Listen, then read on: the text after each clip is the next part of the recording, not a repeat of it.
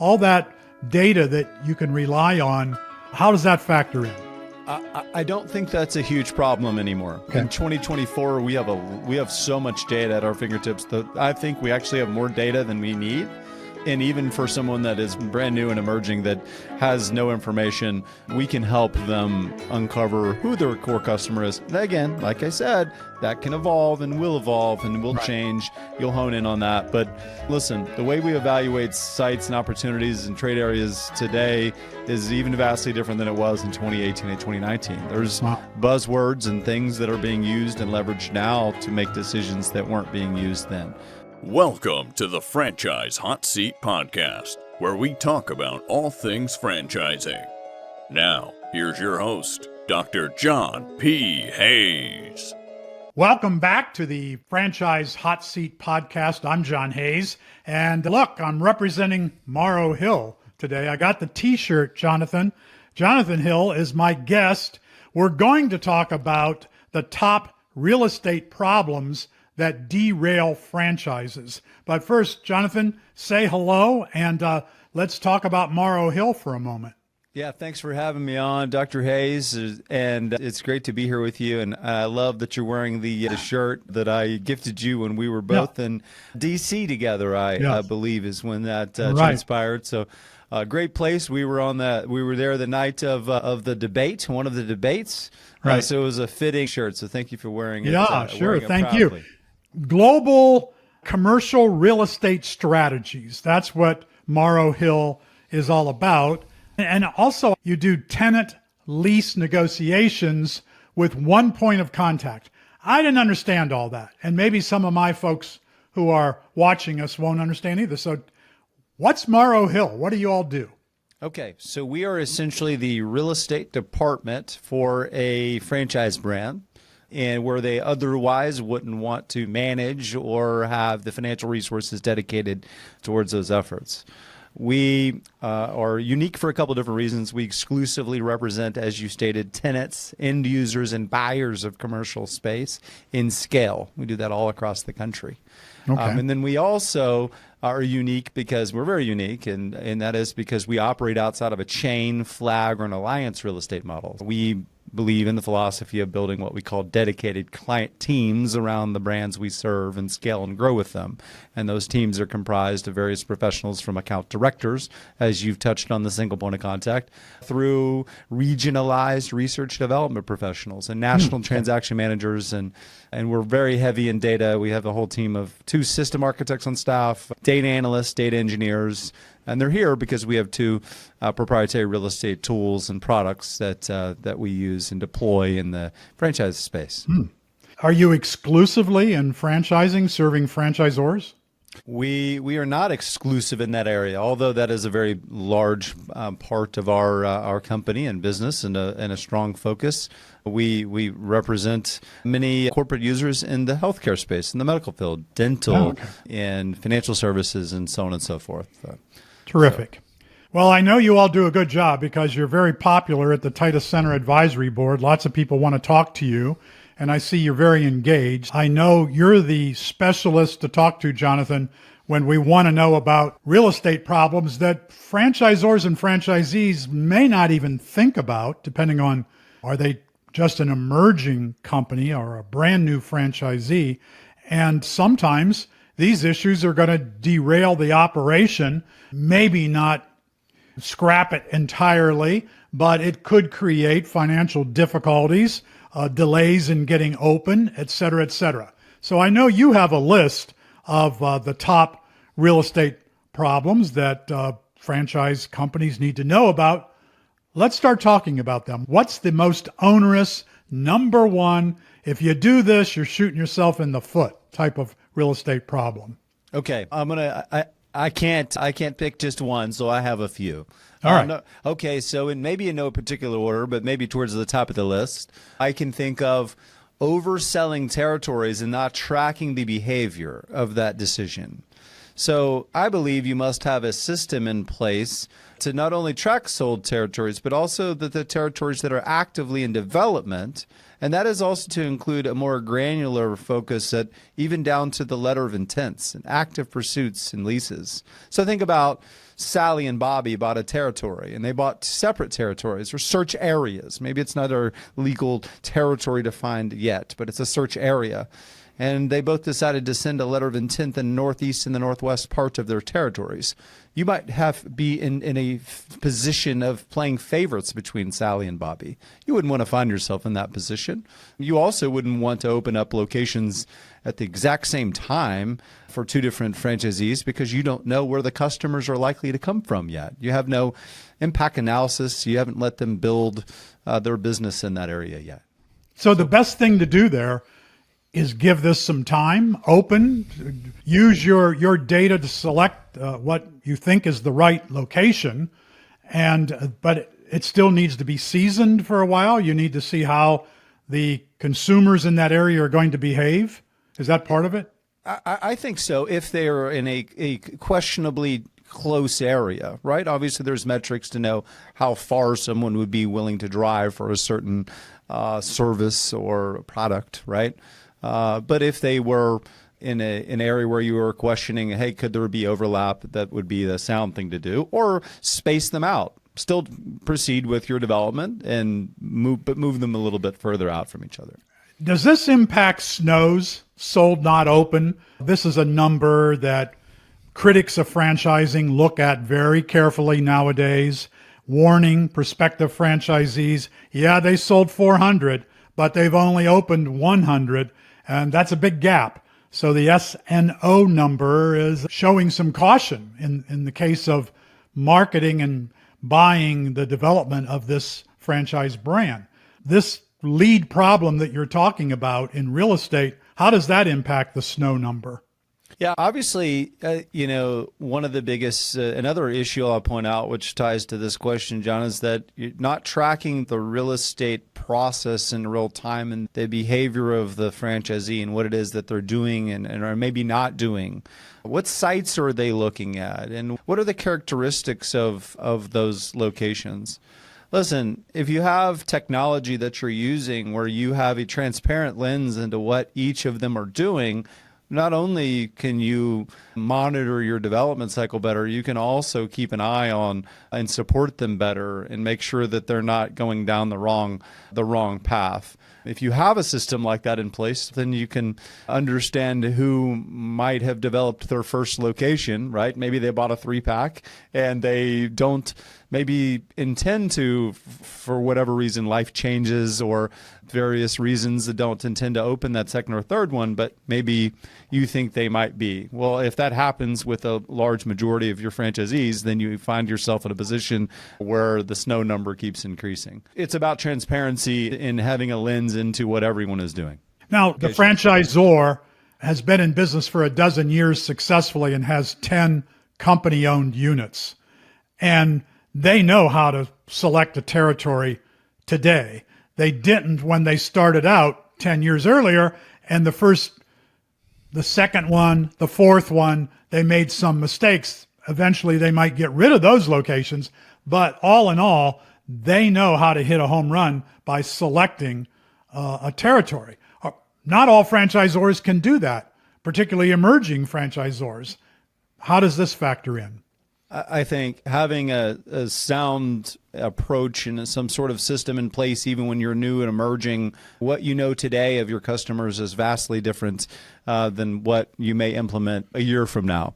So it's creating a model that is sound today and evolving and changing with that. Listen, the more customers you have, let's say you're a membership-based model, the more customer data you have, the more you can refine that and understand who are my customers and then start to weight the values of them. Yeah, 22% of my customers are this profile and so on and so forth. And you can create what we call customer segmentation studies, which does evolve and does change. And what about a new franchisor who hasn't operated company units, just getting into franchising, maybe has one company store that they've operated for less than a year, but the whole intent here is to franchise. This happens all the time. They don't have the experience of how to select a location for a franchisee. And to some extent, this might be a franchise that it's too early to invest in. Does this happen in franchising with you, and how are you able to help in that situation? Yeah, it happens. It happens a lot where we are constantly meeting new emerging brands that are just starting out that are trying to build systems and processes in place and are looking at tools and people to do those things for them. Listen, a popular approach for those that are willing to invest the financial resources into this is reverse engineering your competition, which is, you could argue, is the old McDonald's and Burger King method, but is quite sound and is an approach that those that are willing to invest in will launch those types of those efforts. And there is a lot of information you can glean to stay away from all the loser locations and place near their winners. Yeah. And it's not cheap, but it's a sound approach. Yeah. So let's go on to another one of the top problems that are going to derail franchises. What else is on your list? I think too many cooks in the kitchen. When you have too many cooks in the kitchen, it can be very confusing to a franchisee. They don't understand maybe who they should believe. Everyone has an opinion in real estate, John. Everyone has an opinion to offer here. You have a steady message. Everyone needs to buy into that approach. Again, which that approach may evolve over time as you glean more data. That's okay. Yeah. But remember, you need a steady hand at the wheel. You need not multiple captains tugging them in a different direction. So and who are these cooks? Where are they coming from? Wouldn't you expect to work with your commercial real estate specialist? And I don't need the opinion of who are the others who might want to voice their opinion in this decision making. The others that want to voice their opinion could be various professionals within the franchise organization themselves, or could be likely a real estate professional that might be working on one transaction where the brand had a real estate professional that subbed out that transaction to that party, and that can be very confusing because that person is only working on one or two of these, and they don't really know the value proposition of the brand, and they're not rinsing and repeating and doing this all over the country. So they may say things, they also may lose opportunities for the franchisee because they are presenting the franchisee and the brand incorrectly. So does it ever happen, Jonathan, that Morrow Hill doesn't have good enough data to say to a franchisor, here's the kind of territory you need. Here's the population. Here's whether it needs to be a traffic stop. Here's whether it should be the southern direction, northern direction, east side of the road. What happens if you say, wow, don't know where your customers are going to come from, don't know what financial layer, should they be wealthier people or can they be middle class people? Do they need two expensive automobiles or is one enough? All that data that you can rely on, how does that factor in? I don't think that's a huge problem anymore. Okay. In 2024, we have so much data at our fingertips that I think we actually have more data than we need. And even for someone that is brand new and emerging that has no information, we can help them uncover who their core customer is. And again, like I said, that can evolve and will change. You'll hone in on that. But listen, the way we evaluate sites and opportunities and trade areas today is even vastly different than it was in 2018 and 2019. There's buzzwords and things that are being used and leveraged now to make decisions that weren't being used then. Okay. And that's going to continue to happen. Okay. So we talked about too many cooks. What's next on your list? I think another big one could be not being aligned with the markets in which you're selling, the territories. The availability comes to mind for meeting the needs of the brand in which you intend to place there. So, for example, a business may say that it can only afford a certain threshold. I need to be this percentage against my total. Maybe the market in which you sold them is 2 to 3 times that. What is your contingency plan? Have you oversold territories around them which would box them in? Do they need to move an hour and a half away to achieve their dream of opening this locations, or is it just 20 minutes away? Wow, these are important factors because, and at what point will a franchisee have that answer that I want to open ABC brand of franchise, but I don't want to drive an hour. I want it to be get out of bed, get my coffee, and I'm next door or just down the street. But wait, there's more. I have a solution for that. All right. I think the solution lies in a open line of communication between franchise development and those that are providing the real estate services. Because during the meet the team days and discovery days and during this process, there is a way you can do that without the argument could be that someone is being stapled to the edge of the cliff and they're never ever jumping off and becoming a franchisee. But you can look at things at a surface of saying, well, this is the GLA. We call it the gross leasable availability, the area of the area. And you're able to look at that. You're able to say, this area here 3 miles away has 1.2 million square feet of commercial space, and the vacancy rate is 5%, so there's X amount of space available here. So there are things you can do up front to block and tackle that to make sure that someone has secured an area in which they might have a better chance of success. Even before you started site selection, you would know that. And are there brands that are stuck? They have a problem that they can't find the kind of commercial real estate that they need. Yes, we are at a national vacancy issue. It's around 4%. And that's before you layer in any sort of filters in terms of population density or income or other factors. And so very appealing markets all around the country that could have 0.25% availability in them. And there's a long list of reasons I could go into on why and how we've arrived at that. Now, that's not to scare people to say that you're not going to find a location. You are. You just might have an idea in your head that you would have 15 or 20 options in your, say, 3-mile search area or your 5-mile search area to choose from, and you might end up with 3 or 4 to choose from. And those 3 to 4 might have more competition on them. There might be 7 letter of intents on the space in which, or 5 that you intend to go to. Okay. So that would bring me to one of my next points, John. Yeah, go ahead. What's next? Don't put all of your eggs in one basket. Don't fall in love with this one space. Although it is your home away from home, it's not your home. And know that a lot of people, I think, get confused and they compare their past residential experience that they may have had in buying a home. And they may have said, that could have created a litigious situation or maybe an unethical negotiation where I might have been riding multiple horses and looking at multiple properties. In commercial real estate, it's actually very common, and the landlords and the landlord agents are doing it to you. They're courting multiple people. They're looking at resumes and bios, financials, brand strength, operational history. How does this intended use fit into my merchandising plan at the center? They're weighting all of that information. So you should not say, I'm a shoe-in and I have 2, 3, or 4 locations that I like, although I may rank them. That is a very common thing that happens where someone says, I go all in here, and then now they start their timeline all over again because they didn't have them in a parallel path with each other.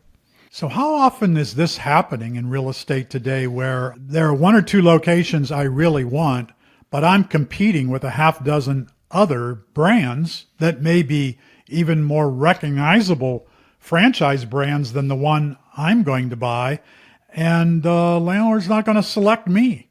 Is this a common problem? It is, but you can help yourself. Okay. You can be buttoned up. You can be prepared. These are interviews. Don't think just because you're the one paying the rent that it's your space and they should want you, right? These are interviews, and so you may feel like this is my space and they should want me here. Be ready to present yourself. Be ready to have a resume and a bio and your financials. Be ready to answer a question when someone says, what's the AUV of the business? Be able to answer that question. Be able to talk about your competition in the market. Where are they? Why does this location outposition them? Why are they tired and old and antiquated? Is what you're offering new and fresh and exciting, and the ownership group should want it here? Also know that maybe you have some professionals that can make you look really good, right? So you don't have to feel like you're in an island on your own where you are responsible for doing all of these things, but you have to be able to act quickly. And if someone says, "Hey, Bob, I understand you're interested in my center, but can you send me your resume, your bio? Could you send me your business plan?" And you take 2 weeks to send the business plan, that may make them say, "I don't know about Bob."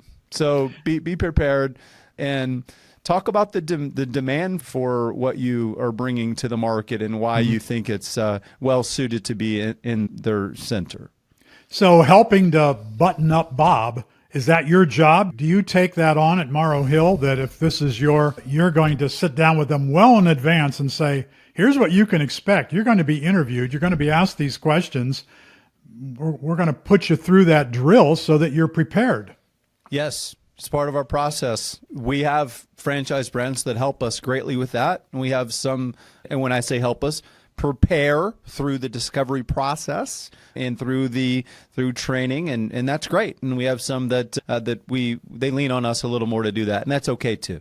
And so we're prepared to do that. How many franchisors, this is a broad question, but how often do you run into a franchisor, maybe as a client, who's not doing that job to help their new franchisee get buttoned up, which the franchisor doesn't have to do by itself if Morrow Hill's involved in the transactions? Yeah, it happens more than we like, but that's okay because we have a process and a solution to do that. And we have a culture around making sure that our account managers and our transaction managers are doing that. And listen, let's not paint a picture that everyone needs to be polished up. There's many that are fantastic and are prepared and that are multi-unit, maybe multi-brand franchisees that have been through this before and come very prepared. And they need their hand held in maybe a different way than someone else who's completely brand new. So it's understanding your audience. Okay. But the market today, a couple of things come to mind that sort of fits in here loosely at least. Isn't there a lot of commercial real estate available since the pandemic that people pulled out of retail and you should be able to get a better deal? Or is that all gone now? We're far past the pandemic and we're back into retail really strong. We're back into retail really strong. Let's stir it all up in a pot. We had a borderline tenant market in 2018 and 2019. COVID completely changed that. It was an increase in interest rates. It was a lot of developers had tightening lender requirements against them on pre-leasing efforts. What were the requirements? What was the percentage they needed it to be at? Construction cost, supply chain. You stir it all up together, and it created what's called I'm calling it a feeding frenzy for second generation opportunities. The definition of that means it was formerly something else, right? Typically, it could be a lower cost to enter because it exists, it's out of the ground, it's not completely brand new. So what that did is now pushed inventory levels on first generation space. Those have been reduced, and then now they are more expensive. So it's created a lot of activity in the second generation spaces. So we have a not near enough of it, enough to be still signing a lot of leases every year, and we do a lot of them, but certainly not near as what it was pre-pandemic. Okay, what's next on your list, Jonathan? Financial liquidity and net worth requirements. Okay. Stop assuming that the requirements that you have as a brand are the same standards that an asset manager might have at a shopping center. Mm-hmm. They underwrite, as we talked about, right? And if you are going to intend to compete for that space and put your name in the hat, and do all of the other things that I mentioned earlier that make you polished and look really good, because I can't snap my fingers and change the fact that you don't have $5 million net worth and you have $2 million. I can't change those things. But what I can do is promote the brand really strong and talk about how we're going to outposition the competition and how we're going to place ourselves here and why this fits into the merchandising plan and how we have synergistic relationships with the other tenants in the center and things like that. So a franchisee that finds themselves in this position, it can be very frustrating. You can feel offended that you are being turned down, and it can be a letdown. So it's understanding that there's not a perfect answer. I can't just tell you that every shopping center, they want everyone to have a net worth of $3.8 million and they want a liquidity of $900,000. I can't say that because everyone underwrites. There's a lot of bean counters out there and they look at things differently. But there is sometimes a discrepancy between what the standards of a brand might be and then what they might need to be to get into the type of real estate in which they intend to go to. Great. All right, what's next? I think not being in tune with the value proposition of your brand, and I say that a lot, I use that word a lot, and then how it is perceived in the real estate community. Okay? So how do we fix that? A few things we do is every time we have our brand come on, and I know others do this as well, but we create content. We create information to get people excited about what this is. So that is brand guides, that is 3D walkthroughs of these spaces.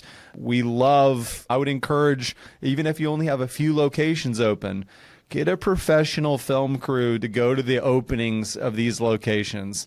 Film the activity, film a line outside of the door, film the buzz. Send a design manual, show this millwork we're using in our lighting package, and talk about who your marketing team is and who's doing your socials and what you're going to do for the franchisee to promote their business. Talk about your training. These are all things that you would not think people would care about, but they do. If the asset manager and the leasing agents at the center have done franchise deals before, in many cases they likely have, then these are things that don't assume that they don't know about, and they do. And so just beating them to the punch on some of that stuff, I think, is very powerful. So this is taking a lot more selling of the asset manager than I think people realize. That, gee, there's commercial real estate out there. They got to be looking for people like me who want to lease it. Here I am knocking on the door. You should be ready to take my deal. That's not happening today. I think that can happen in lower classifications if we're talking retail real estate, which many of the franchise brands find themselves in that type of space. I think you could argue there's a point to that, John, in a Class C type of real estate. Okay. But in many of the cases, franchise brands are looking for a higher demographic, right? More disposable income, dense areas, families, communities.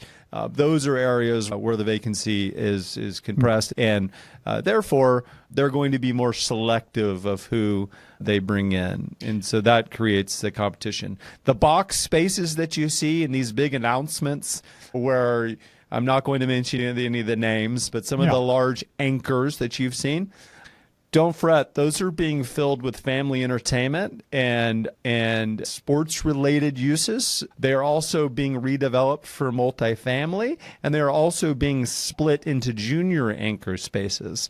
So if they are of quality, they are being backfilled. Whose job is it? Franchisor, or is it the franchisees? You talked about producing a video that would get the asset manager all excited about bringing your brand into their space. I'm assuming you tell the franchisor you need to create a video for real estate professionals. Yeah, we do. And a lot of them, and you'd be surprised, a lot of them do have these things. And there's some great videos out there where they speed up and show the line forming at the center. But no, I think it's on the franchisor to create some of this, and then I think you will also have franchisees that'll do it, especially if they're multi-unit and they're developing out in an area. Yeah. They're going to create excitement from one to feed off the other, and so on and so forth. But all that information compiled together in a professional way is certainly going to give you a leg up. All right. How about another issue that's going to derail franchises? I really think of it like this. Not to go down the rabbit hole of the real estate process, but you have a couple of choices. You have an option where you say, I look at it like the Wild West. I'm going to let my franchisees kind of figure this out. And it's the figure it out mentality that builds snow and has a chaotic environment. I think that creating a process and understanding that this is critical. So if you're going to mandate something in the marketing area, or you're going to mandate an FF&E package, why wouldn't you mandate something so critical as the opening of these locations and where they go and how these territories are built? So I think that's something that we see quite a bit, where there's a convergence of this decision, this fork in the road of this kind of coddling mentality, right, and this love, right, we're trying to create. And you want that because the franchisees are the validators for future growth, right? So that's important. Yeah. But you also need to have a balance of building the business and creating the value of the franchise and continuing to do that. So and that's a tough decision, right? I don't know if there's a perfect answer there, but certainly picking the hill in which you're going to die on is important. Mm-hmm. Okay. All right. What's next, John? I could go on and on with these things, but one of the things that comes to mind is keeping your cards close to your vest. I think is really important. I think that you put yourself in a position where some franchisees or Zors might want to be very forward facing in that area. And we might want to pull them back and say, let us do this and this and change the process around where you, all in an effort to get you more concessions or actually to win the space for you. For example, a lot of people think that the order of commercial real estate should sign this in franchising. I should sign this franchise agreement. I go into site selection. I should start touring spaces right away. I should just be out there doing that. And I'm of the opinion sometimes it's actually the reverse, where you actually would put LOIs or RFPs in front of that touring of the space. And not to say that you wouldn't visit the space at 10 a.m. in your car. I call them windshield tour, where you look and see, are there mommies pushing strollers around? Is there cracks in the stucco? When's the last time they planted the pintas? Those are all, or at 10 p.m., are there vagrants about? Is it well lit? These are great observations. Mm-hmm. But sometimes you don't want to meet the other party that may be representing the asset at the center, because they may be interviewing you in a way that you might not be prepared for. So you might want to bake the transaction further, get them more excited before you do that. So I think I do find that to be a common mistake, and people come back and say, I thought everything was going great, and all of a sudden they've said they're moving on with someone else, and we don't understand. And behind the scenes, we sometimes get the feedback, Bob, we keep going back to Bob. Hopefully there's no Bobs listening. Bob's right. But, we're not talking about you, Bob. But we're not talking about you. But maybe there was something that set them off, some trigger. Could have been as shallow as the car Bob drove. Maybe that was a sign, or the way Bob dressed, or something Bob said. Or maybe Bob got super excited and brought his interior designer with him and was measuring for the drapes, if you understand what I'm saying. And that was the wrong negotiating feeling to give, but they didn't know that at the time. Yeah. So how much of real estate selection falls into the franchisee's hands or responsibility? Like franchisors will say, you need to select a location. We don't do that for you. It'll be your responsibility. We'll give you guidelines to the kind of space you need and where it should be located, but it's up to you to go out and find those assets. How true is that today? How often does it fall on the franchisee like that? I think it always falls on the franchisee. However, I think that there are many franchise brands who have a sound process to accept or decline what it is that the franchisee is proposing. And many of them, you'll hear the word REC, right? Real estate committee, right? And they'll go through REC. Now, the old REC was when technology isn't where it is today, and leveraging tools that like we use, where you brought to REC and there would be an opportunity that they may shoot down everything and you would start from square one. Well, now with the way we communicate and the way franchisors have the ability to be lock and step with what their franchisees are doing, they can, for lack of better words, kill something at first base before it gets to third base, and so on and so forth. So Yeah. I think those that have someone that's there guiding them through, looking at the LOI turns and having a lens into that is really important. Reviewing the analytics, reviewing the demographics of those with them along the way, to where they're really only working short list, and the ones that are doing this correctly, you're not really finding things fall apart at real estate committee. That would be very rare. But John, there are many that don't have that process at all. Yeah. Are there managers out there who are knocking on your door and saying, hey, Morrow Hill, we need 5 more of these brand X? Does that happen where the manager knows who they want and they're going to hold out to get that brand in there? Yes. Yeah. You mean a shopping center that says we need this particular thing there? Yes, and there's a couple reasons why. It may be their desire, and they think that this fits into the merchandising plan so very well and is the missing element.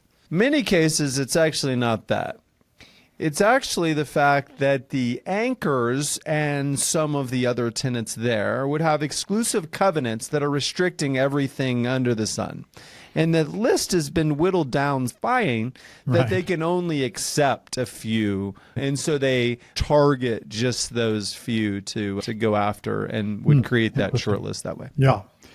What about, we've heard through the years how important census data is. A lot of people wonder, why do we even do a census?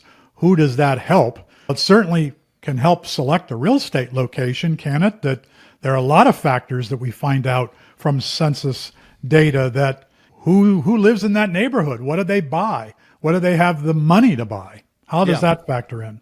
Yeah, so many that do that, they would leverage an understanding of that data through something called like tapestry segmentation, as we call it, where you bucket them into that area. And there's, even back to the days of Nielsen, right? They had an approach. There are all sorts of things. We leverage Experian. We call it Experian has mosaic data. We have many codes. You are assigned a code, whether you like it or not, John. I have a code. Everyone has a code, and those codes are very descriptive elements of what you are likely to be like in your lifestyle. And those are interesting, John, because those are much more accurate. So a tapestry segmentation, for example, might generalize an entire area.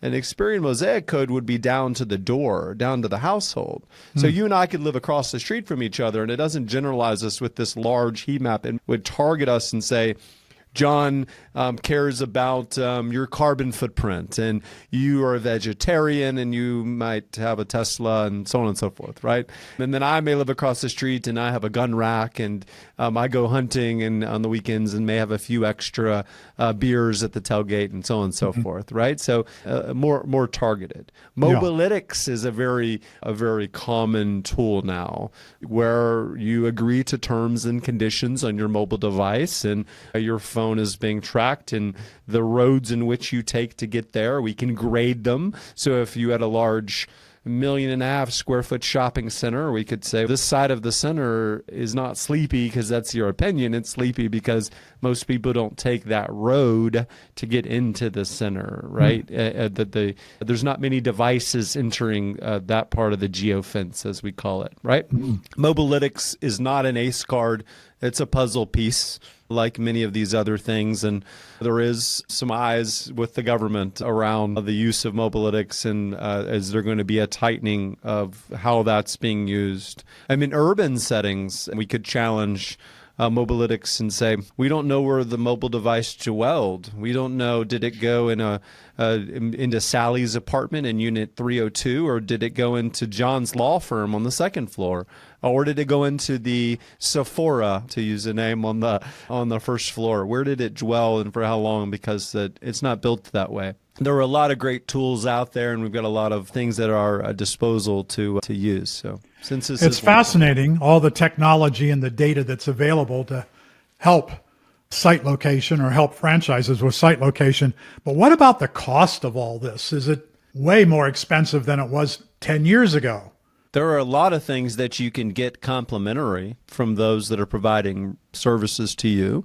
There's really something for everyone. There's new emerging brands that can invest in some of these tools at a much more affordable rate than you might actually think.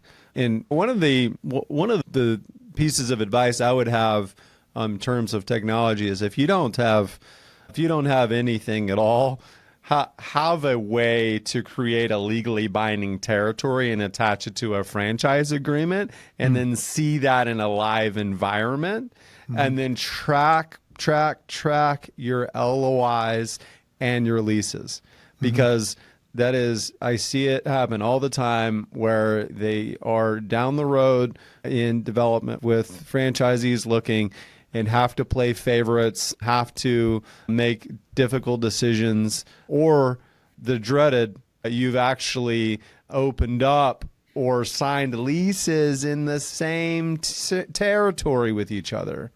Imagine what that looks like and how expensive of a problem that might be. Yeah. That reminds me of a case that we have at the Titus Center in our franchise case studies class. Right territory, wrong location, I think is the name of the case.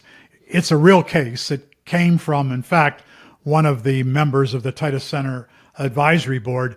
A franchisee of that brand heard a customer say, "Hey, congratulations, I see you're opening a second location." And the franchisee said, "I'm not opening a second location." He heard that a couple of times, and somebody told him where the second location was. He drove over, and sure enough, there was his brand name up on a new location in his territory. Franchisor made a huge mistake. The real estate professional within the franchisor side took the new franchisee's money, got the lease signed, developed the location. The guy had quit his job. He was already through training, only to find out that this is not your location. You can't build here. Somebody else already owns this. Those kind of things, I imagine, those snafus with 4,000 different franchise brands, give or take some, in North America, these things are going to happen. But hopefully you get a professional team involved that prevents that kind of thing from happening. Yep, certainly. And it's as simple as investing, having these tools. And by the way, I could really argue it this way. For those that would question, do I need this tool? Would you not also drive your automobile without insurance? I could argue that. Yeah. But I could also argue, think about the franchise development process. So think about courting a franchisee, and imagine you were the prospect, John, and you got on the line with the franchise development person, and they said, I think you could go here or there, or they had a system that was questionable. Or they got on the line with you and they said, John, you mind if I share my screen? And they said, this is where we can place your location, and showed you some analytics. Maybe they showed you how we score locations and what factors went into scoring a location and what that meant. Would you have more confidence to invest in that brand? Probably would. So think about it a little differently. Yeah. Okay, John, this has been great. I want you to, what's the chance of a franchisor being represented by Morrow Hill? How big do you have to be? Do you look at their financial statements? Are you looking at their growth projections to decide whether or not you want a client? You're busy. You got a lot to do. You only have so much capacity. So what do franchisors need to expect to get you on their team? Yeah, so we work with new emerging brands that have a proposition of signing 2 or 3 locations in a year to we have a brand that signs and they have for multiple years in a row. Anything in between. I just recently did a team's audit the other day. John and I have spoken to 200, nearly 200, 187 I think was the number. In the last 6 months, new franchise brands or emerging, mature, and anything in between. And so we're always constantly doing that. We like to work with brands that are that we can get behind, and we think that are exciting to work on, have a great team.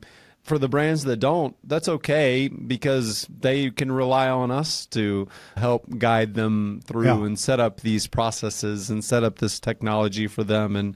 And we want them to rely on us to do that. Yeah, so children's education, fast casual restaurants, health and beauty space, fitness for children, you name it, anything in between. So great. John, I want to thank you for taking this time with me. Appreciate it. My students will learn from this. My followers are going to learn from this. I'm also at school.com with a new franchise community that we've been building there as well. So I'm going to be sharing your information widely and look forward to talking to you soon in person. That sounds great. Thanks so much for having me on, John. It's been great talking with you and great to see you. Thanks for tuning in to the Franchise Hot Seat Podcast with Dr. John P. Hayes. Tune in next time for more conversation around all things franchising.